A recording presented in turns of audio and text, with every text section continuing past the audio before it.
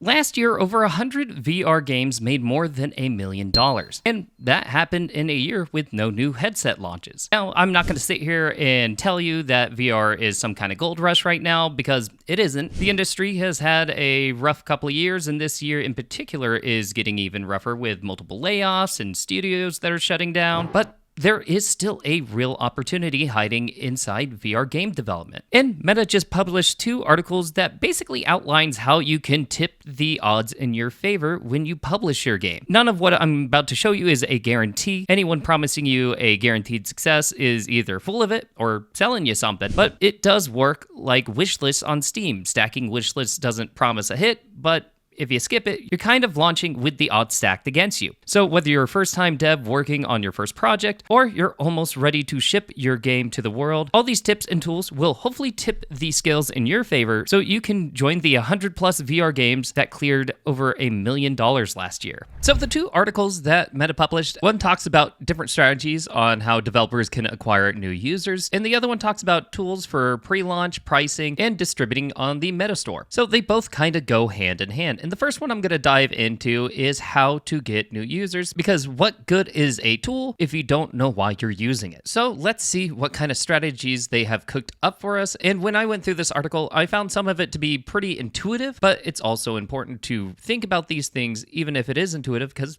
we don't think about marketing all the time as game developers. In fact, I would say it's probably a skill set most of us neglect. So the 4 things that they highlight are things like building pre-launch momentum, optimizing your store presence, designing a first experience, which this one I found to be really, really interesting, and then running profitable ads, which I found to be less interesting because, well, if you're indie dev, you probably don't have a lot of money for ads in the first place, but it's important to touch on anyways, just in case you do run into some money. So let's talk about building pre-launch momentum. So this is stuff that's like wish lists on Steam, so you can build up a little momentum so when your game launches, it has a better chance of popping and making it to the top of the charts. And they talk about things like showing your development process. I think we've seen plenty of games go from where they started to where they are finishing, and talk about the iterative process of how they're building their game, and it builds up a lot of hype. So YouTubing, TikTok, that kind of thing. They also mention you should try building a community. I would say in VR in particular, there has been quite a bit of success when it comes to multiplayer games. Gorilla Tag is a shining example of this, of a community that exists within the game. I mean, or VR chat, come on. So depending on the type of game you're building, just because it is still in early stages in prototyping doesn't mean you can't build up that community now before you've released it, and let them give you some feedback so you can make your game even better. And I mentioned this in a previous video, but they mentioned it here again, is seasons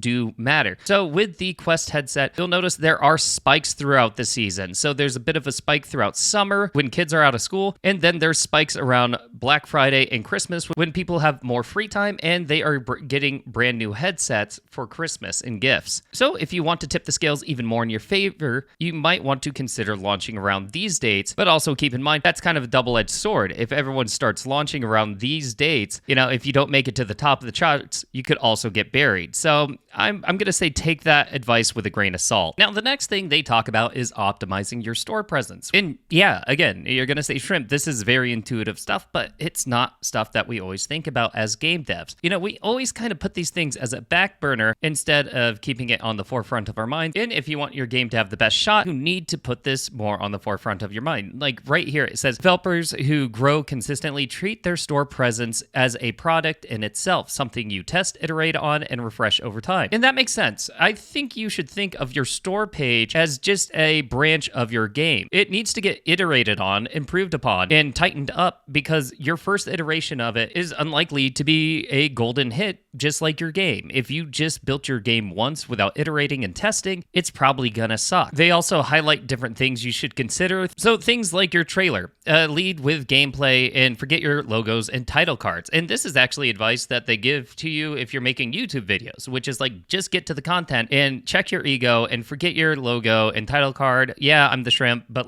I don't need to do the intro. Give the people the information they want. And here it's saying hop them right into the gameplay. Screenshots, obviously you want to show what you're your game is doing, and also maybe some of the environments that they get to experience in your game. And with the description, you want to do things like, again, lead with the experience. So something like step into a physics-driven combat sandbox where every object is a weapon. Sounds a lot better than features.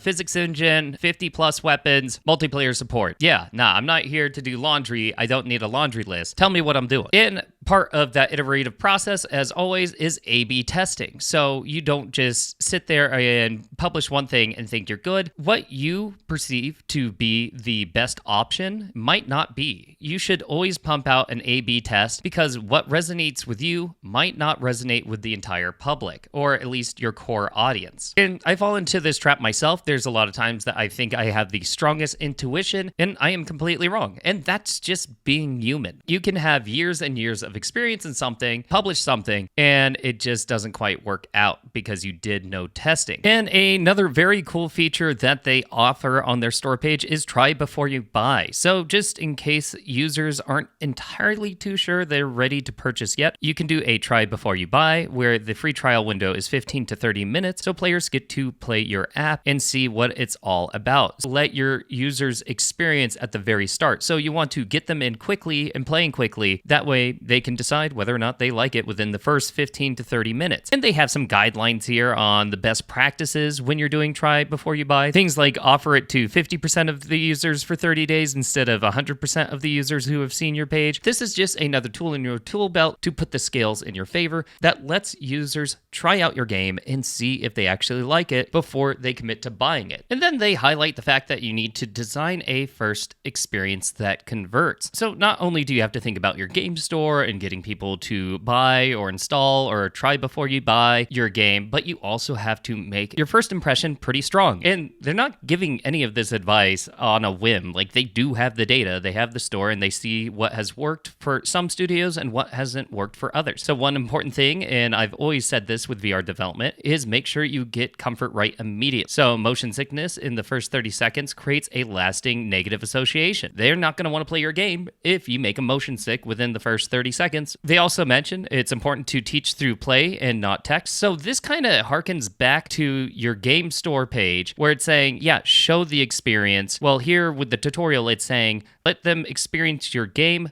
through onboarding. Don't just show them text and say, this is how you do it. Let them experience the thing themselves. And within that, give them a nice wow factor pretty quick. Make sure you are teaching them through the tutorial, but in that tutorial, maybe in the first few minutes, have some form of wow factor. Something pops up, your unique mechanic is showcased, not 10 minutes after setting up a whole sequence. And then they also mentioned that you need to reduce friction everywhere. And these are things I've already mentioned, but here they are again. Long initial downloads or loading screens. So Beat Saber, you just kind of log in, you see the loading screen for a second, boom, and you're ready to go and hop in. And Beat Saber's been one of the most successful games in VR, if not the most successful game. Skipping things like mandatory account creation, yeah, that sounds like a slog even for a flat screen game. Excessive permission requests, yep, that would be annoying. And complex configurations before first gameplay. So yeah, you should do some configurations, but some of the best configurations I've ever seen are things like Thrill of the Fight, where you stand on the scale and it configures your height, and so you can just kind of hop into the action and start boxing. And they mentioned something here that's really interesting. Track your install to gameplay conversion rate. So Forever Pets was a pretty successful game, and they illustrated this by first identifying only 51% of users who installed the game were actually making it to the core gameplay. So when they saw that, they redesigned their onboarding flow, and that pushed their number up to 78%. So they went from 50% to practically 80%. So that's 27% of users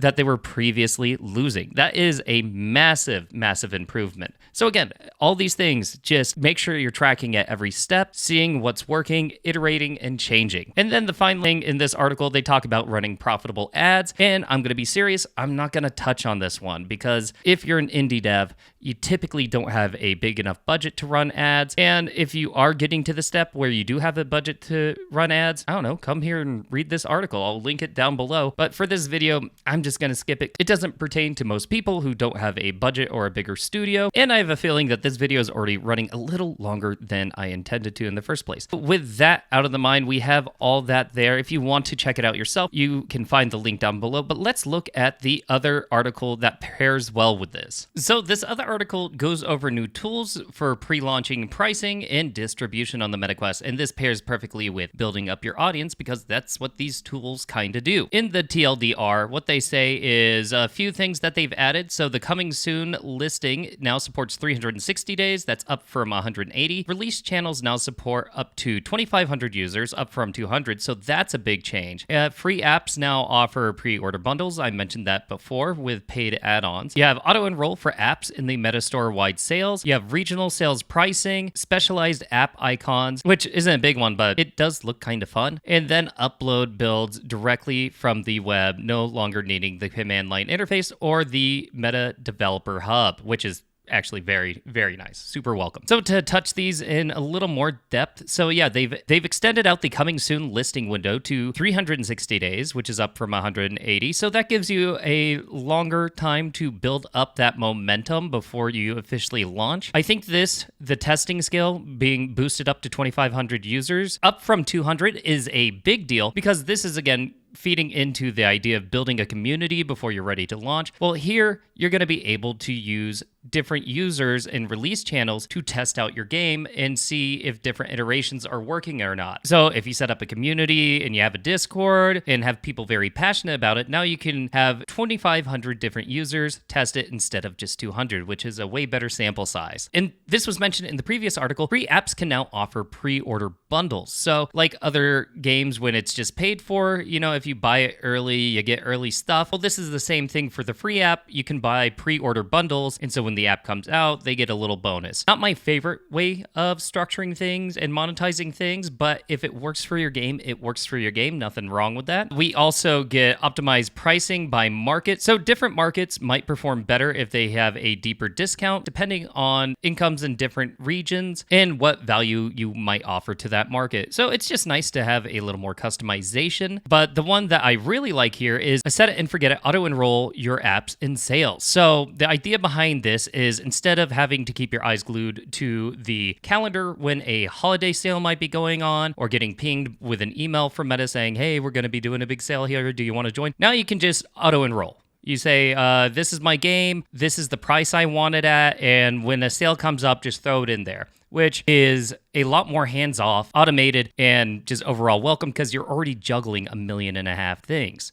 And then this next tool I find to be pretty cute, stand out in the navigator with spatialized app icons. So the idea is you have two images and you have a background image and then the foreground image. So when people hover over it, it kind of pops out here, which is cute, fun, a little more eye-catching. So if you want your game to be picked over others and those other games aren't doing something like this might be just a little thing that catches their attention. It's just a little polish. I don't know. I like it. It's fun. It doesn't do a lot of harm, and I don't think it's too hard to implement yourself, so why not? And then just from the developer standpoint, upload builds directly from the web. So you used to have to upload using a command line, or you'd have to go on the MetaQuest Developer Hub and upload your build there, and then you would have to go over to the web browser and then do all the changes that you need to push up that new build. Well, now you don't have to do that. Now you can just drag and drop into the web browser your new APK and go from there. So just a little improvement, very, very welcomed. And hopefully you can see how all of this kind of meshes with the previous article of building up your audience and then using these tools to track or build up momentum, test out and iterate on your game and its appearance, all with the goal of driving more sales and then eventually hopefully making your app a sustainable part of your life, your business, so you can keep doing game development. So there you have it, a few tools in your tool belt so you can tip the scale in your favor and maybe possibly even join those 100 different apps that have made $1 million last year. The VR space is a difficult one. So any little advantage you can give yourself, make sure you're out there and doing it. I'll make sure to link all these articles down below. Thank you to my patrons as always, and I will see you in the next one. Bye-bye.